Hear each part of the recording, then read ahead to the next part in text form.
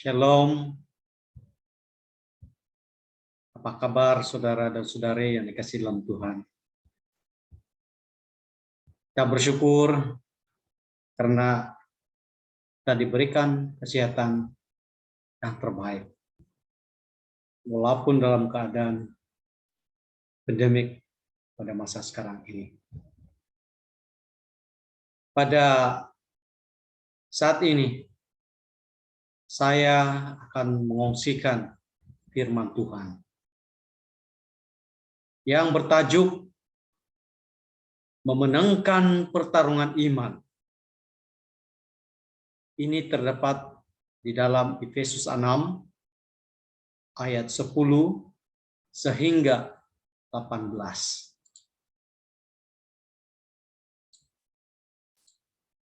Mari kita baca bersama-sama, perhatikan ayat ini agar kita dapat mengerti dan mendalami serta kita dapat mengerti secara mendalam.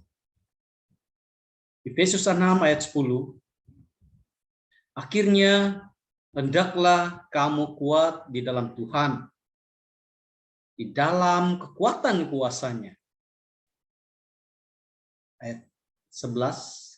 Kenakanlah seluruh perlengkapan senjata Allah, supaya kamu dapat bertahan melawan tipu muslihat iblis. 12. Karena perjuangan kita bukanlah melawan darah dan daging, tetapi melawan pemerintah-pemerintah, melawan penguasa-penguasa, melawan penghulu-penghulu dunia yang gelap ini, melawan roh-roh jahat di udara. Ayat ke-13. Sebab itu, ambillah seluruh perlengkapan senjata Allah, supaya kamu dapat mengadakan perlawanan pada hari yang jahat itu, dan tetap berdiri sesudah kamu menyelesaikan segala sesuatu. Ayat yang ke-14. Jadi, berdirilah tegap, berikat pinggangkan kebenaran, dan berbaju zirahkan keadilan. 15. Kakimu berkasutkan kerelaan untuk memberitakan Injil damai sejahtera. Ayat ke-16. Dalam segala keadaan pergunakanlah perisai iman, sebab dengan perisai iman kamu akan dapat memadamkan semua panah api dari si jahat. Ayat 17. Dan terimalah ketopong keselamatan dan pedang roh, yaitu firman Allah. Dan yang ke-18 terakhir. Dalam segala doa dan permohonan, berdoalah setiap waktu di dalam roh, dan berjaga-jaga di dalam doamu itu dengan permohonan yang tak putus-putusnya untuk segala orang kudus.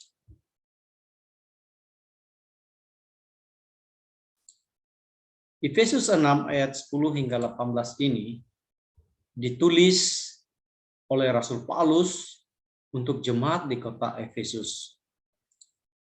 Dan pada saat itu Rasul Paulus berada di penjara.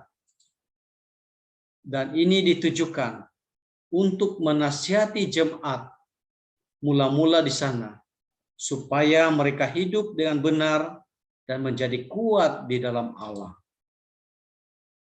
Ada saat kita harus menyerang dan ada saat untuk bertahan, supaya dapat memenangkan peperangan dengan penyertaan Allah dan Roh Kudus. Kita tentu akan menang. Jadi ini adalah latar belakang daripada cerita di dalam Efesus 6 ayat 10 sampai 18 ya.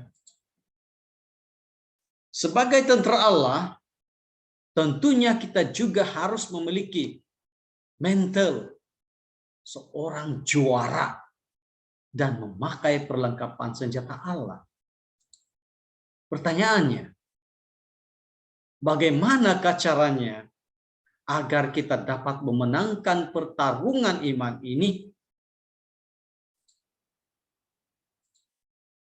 Yang pertama, saudara-saudara, semangat juang orang percaya. Orang percaya itu harus kuat. Terdapat di dalam ayat yang ke-10. Efesus 6 ayat yang ke-10. Semangat juang atau mental kita harus kuat. Kita harus berlatih setiap saat dan sadar bahwa Allah yang Maha Kuasa ada di pihak kita. Dan siapakah yang dapat melawan kita? Ilustrasi pemain tim bola sepak. Di dalam tim itu mereka harus bersungguh-sungguh dengan sekuat tenaga agar dapat menang di dalam perlawanan tersebut. Apapun pelatihan yang mereka sudah lakukan, mereka akan keluarkan semuanya agar dapat bertahan dan juga dapat menang di dalam perlawanan itu. Sebagai umat Tuhan, kita mau seperti tim bola sepak. Harus berjuang, harus kuat sepenuhnya tenaga yang kita ada. Agar kita dapat memenangkan pertarungan iman itu. Yang kedua, masih di dalam poin semangat juang orang percaya, harus tetap berdiri saat peperangan selesai. Efesus 6 ayat yang ke-13b. Harus tetap berdiri artinya kita bertahan dan melawan sampai peperangan berakhir. Biasanya yang masih berdiri sampai peperangan selesai adalah pihak yang menang. Benar? Iya kan? Artinya kita harus selalu meminta perlindungan Allah untuk menjaga kita supaya tetap berdiri sampai akhir.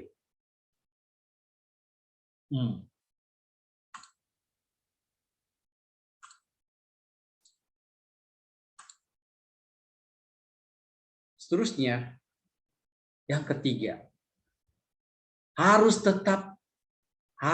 berdiri tegak. Ayat yang ke-14.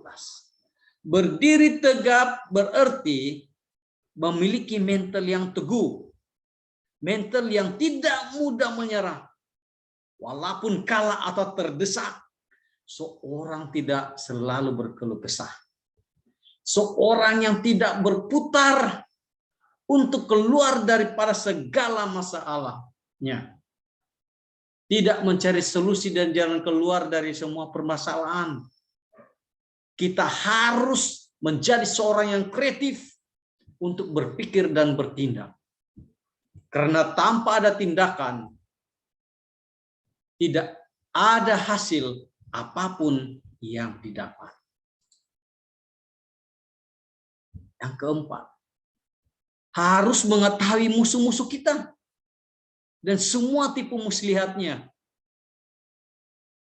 Sangat penting untuk mengetahui dan menggarisbawahi bahwa musuh kita yang sebenarnya adalah iblis. Bukan manusia berdosa itu, saudara-saudara. Iblis, iblis, iblis. Itulah musuh utama kita. Kita jangan memusuhi sesama kita manusia. Walaupun dia berkelakuan tidak baik, namun dia boleh berubah. Sekiranya Roh Kudus ataupun Tuhan akan bersama dengan orang itu meminta Tuhan hidup di dalam dirinya.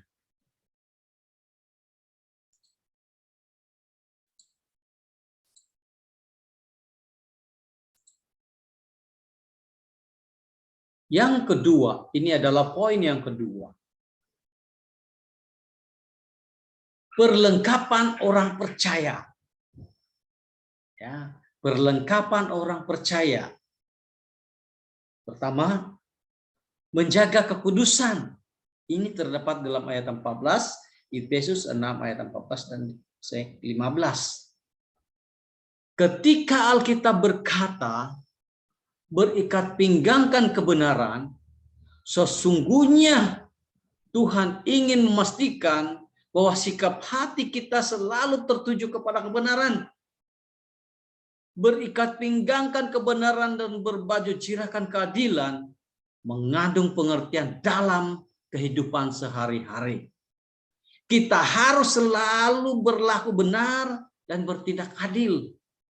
Jadi kita diharuskan untuk selalu menjaga kekudusan. Sebab tanpa kekudusan, seorang pun tidak akan melihat Allah. Untuk meminta bantuan kepada Allah, hendaknya kita tidak dihalangi oleh dosa-dosa kita. Seperti rintangan yang begitu menghalangi. Keadaan ini seperti sebagai anak yang baik dan rajin sehari-hari, tentu segala permintaan anak ini lebih mudah diberikan bapaknya. Ya, jadi kalau anak itu rajin, apapun yang disuruh oleh ibu bapaknya dia buat. Wah, ibu bapaknya tentu akan sayang anak itu dan dia akan memberikan apa permintaan anak tersebut. Jadi saudara-saudaraku, kita minta kepada Tuhan, ya, agar kita dapat menjaga kekudusan tabiat kita sebagai orang-orang percaya.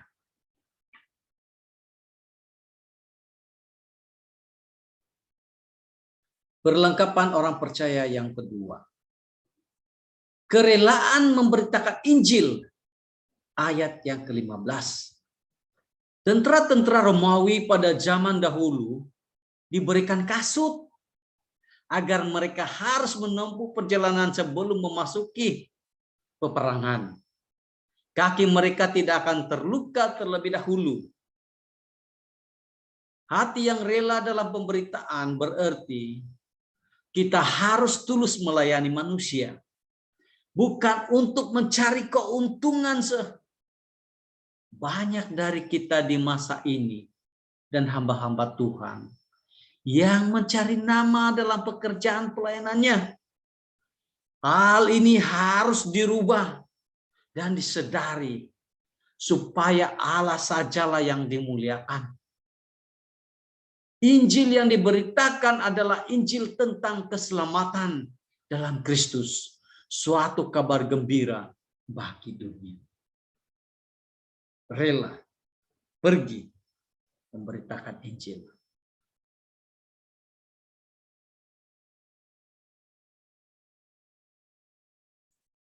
Perlengkapan orang percaya yang ketiga, bertahan dengan menggunakan perisai iman, ayat 16.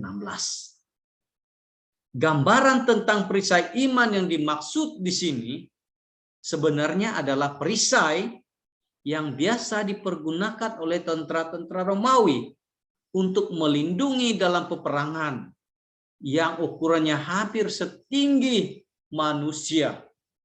Ya, jadi dia gunakan sini supaya panah-panah daripada tentara lawan dapat disekat, dihalang supaya tidak melukai tubuh tentara Romawi pada waktu itu. Hanya imanlah yang membuat kita sanggup untuk menahan segala panah-panah musuh. Iman digambarkan sebagai perisai. Perisai menjaga hati kita supaya tenang dan waspada, sebab dari situlah terpancar kehidupan. Hanya orang berimanlah yang mengalahkan dunia. Ya, saudara-saudari, hanya orang yang berimanlah dapat mengalahkan dunia, dapat mengalahkan setan.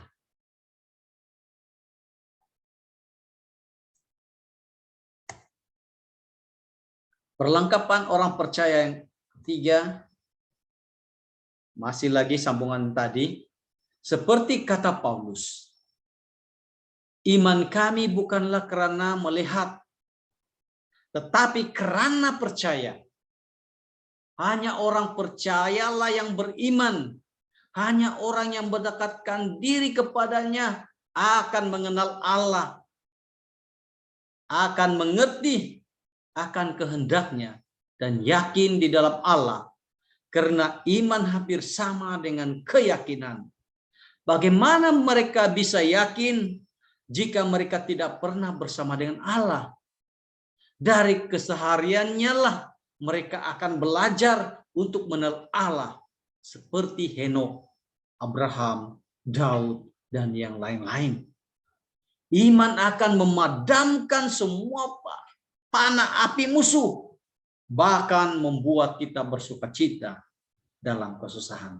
Amin, saudara-saudara.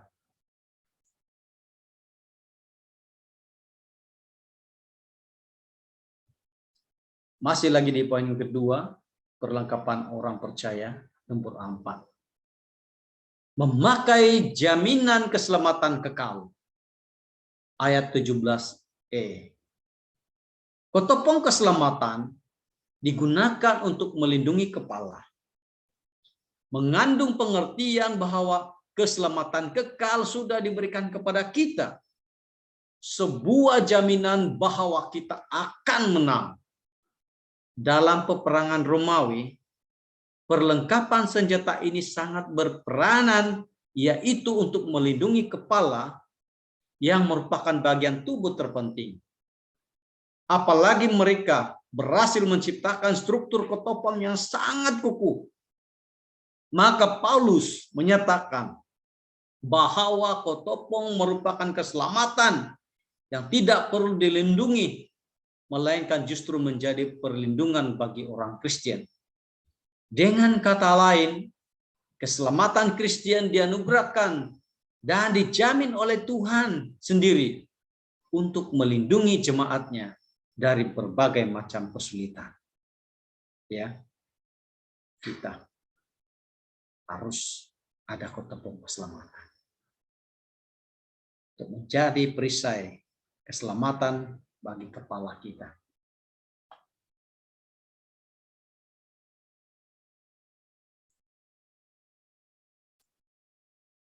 Ini adalah sambungan kepada memakai jaminan keselamatan kekal. Karena itu keselamatan Kristen menjadi bersifat non-kondisional. Baik di dalam sukacita maupun duka cita, bahkan tidak tergantung pada perasaan manusia. Orang Kristen yang tidak beriman kukuh kadang-kadang merasa jauh dari Tuhan. Dan gejala seperti itu menandakan hilangnya keselamatan. Hal ini tidak dapat dibenarkan karena ketika manusia berada dalam anugerah keselamatan Tuhan, maka hidupnya jadi berlimpah sesuai dengan kehendaknya. Karena kita lebih dari seorang pemenang. Allah lah yang sudah memberikan kita jaminan kepastian itu. Janganlah takut, saudara-saudara. Ada jaminan keselamatan. Ya, pasti Tuhan selalu menang. Jangan takut bertarung dengan iblis, bertarung dengan penghulu-penghulu kegelapan dunia ini, saudara.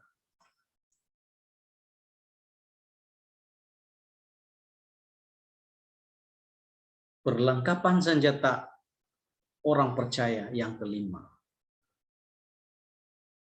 Jadi selain bertahan, kita harus menyerang. Ayat ke-17b. Pedang roh disebutkan sebagai firman Allah. Firman Allah berisi janji-janji, rencana, hukum-hukum, cerita akan Allah. Hanya mereka yang memiliki janji-janji Allah akan tenang dan bisa menyerang dan berargumentasi dengan dunia dan setan bahwa inilah yang akan terjadi pada kami dan mereka, bahwa Allah sudah berjanji dan tidak akan mengingkari. Ya, saudara-saudara, maju, maju, maju, serang. Serang dengan pedang roh, yaitu firman Tuhan. Pasti perlengkapan senjata orang percaya ini akan memenangkan kita.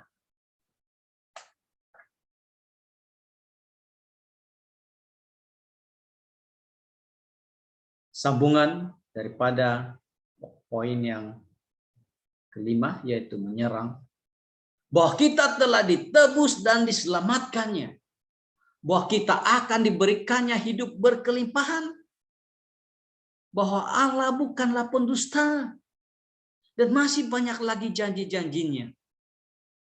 Janji-janji inilah yang membuat kita tidak khawatir, tidak takut akan masa depan kita di tangannya. Hal-hal inilah yang mengandung fakta dan argumentasi yang membuat kita tidak menjadi sesat, tetapi akan beroleh penghiburan dan kekuatan walau di saat peperangan sedang terjadi. Karena janjinya adalah iya dan amin. Ya, saudara-saudara.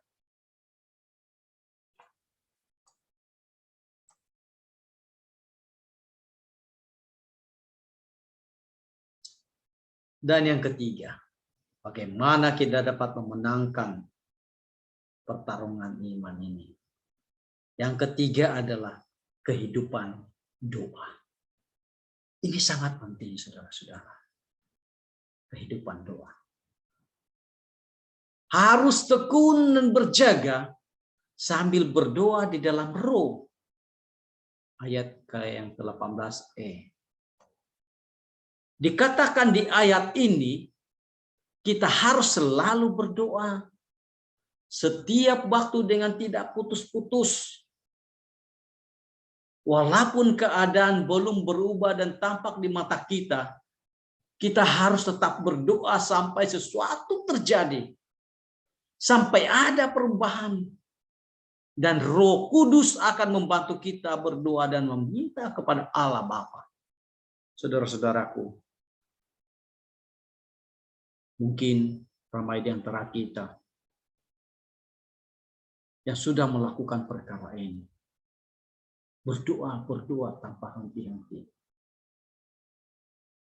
Dan doa itu belum terjawab, sebab belum ada jawaban-jawaban yang kelihatan daripada Tuhan. Jangan putus asa, saudara-saudara. Tuhan itu mengetahui. Tuhan itu tahu bila waktunya Dia akan berikan kepada kita sesuai dengan kehendaknya sendiri. Kita harus tekun. Ya, jangan putus asa. Sebab kehidupan doa itu sudah dilakukan oleh Yesus sendiri sewaktu Dia berada di dunia ini, saudara-saudara. Saat Dia mengalami kesusahan, penderitaan. Dia bergantung kepada Allah Bapa untuk diberikan kekuatan, penyertaan. Jadi kita sebagai umat-umat Tuhan, kita harus lakukan kehidupan berdoa ini setiap hari. Tanpa rasa terbebani, tanpa rasa bosan. Berdoalah dengan tekun. Kita tidak tahu bila hidup kita ini berakhir. Kita harus bersiap sedia saja.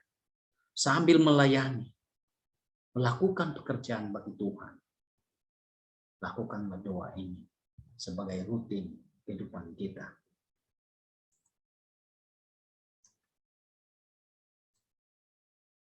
Kehidupan doa. Yang kedua, berdoa untuk orang lain ayat yang ke-18b. Ini juga sangat penting. Selain untuk diri kita sendiri, tapi kita harus berdoa untuk orang lain juga. Kita juga harus saling mendukung dengan saling mendoakan, terutama untuk sesama orang kudus dan orang percaya, supaya kita semua selalu kuat. Nah, saudara-saudaraku, jangan pentingkan diri sendiri. Kita berdoa untuk orang lain sebagai umat-umat Tuhan yang percaya. Kita saling mendoakan, saling mendukung dalam segala situasi, sama ada yang senang, yang susah. Saling mendukunglah kita, karena doa itu akan dapat mengubah segala sesuatu. Jadi jangan kita lalai. Jangan kita hanya mementingkan kepentingan diri kita sendiri dalam doa itu.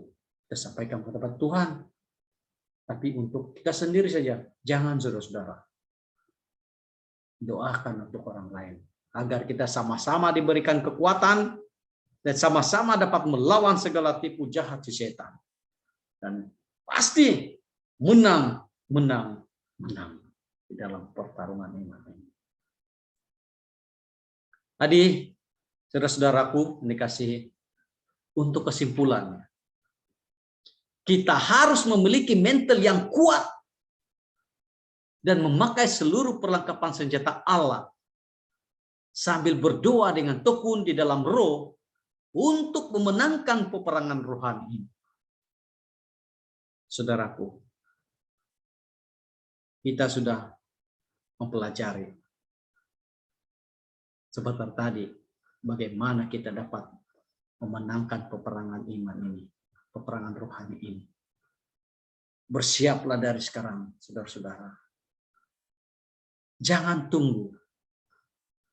Karena segala perlengkapan untuk memenangkan pertarungan iman ini sudah disediakan oleh Tuhan. Dan kita harus pergunakan itu sekarang juga. Selagi ada kesempatan, selagi ada ruang. Baiklah saudara-saudaraku, kita bersama-sama datang kepada Tuhan dengan kerendahan hati, agar Dia boleh hidup, dapat bersama-sama dengan kita, melindungi kita, memelihara kita di saat segala sesuatu masanya, baik senang ataupun susah. Jadi saudaraku, marilah kita bersama-sama tetap kuat dan tetap yakin kepada Tuhan dan firman-Nya. Amin. Tuhan memberkati kita semua.